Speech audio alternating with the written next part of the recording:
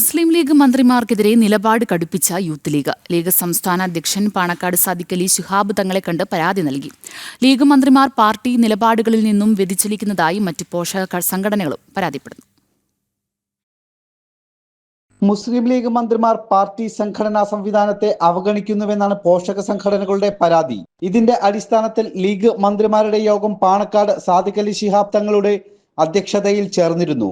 Youth league ഇപ്പോഴും പരാതിയിൽ ഉറച്ചു നിൽക്കുകയാണ്. പാണക്കാട് സാദിഖ് അലി ശിഹാബ് തങ്ങളെ കണ്ട് പരാതിയും അറിയിച്ചു.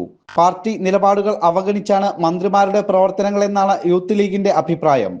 യൂത്ത് ലീഗും MSFും ലീഗ് മന്ത്രിമാർക്കെതിരെ പ്രമേയവും അവതരിപ്പിച്ചിരുന്നു.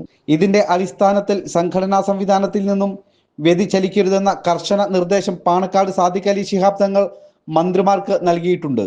അതോടൊപ്പം പേഴ്സണൽ സ്റ്റാഫ് നിയമനങ്ങളും മന്ത്രിമാർ പൂർത്തീകരിച്ചിരുന്നു.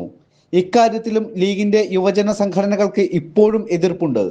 തങ്ങൾക്ക് അർഹമായ പരിഗണന ലഭിച്ചില്ലെന്ന നിലപാടിലാണ് അവർ. ജനം, മലപ്പുറം.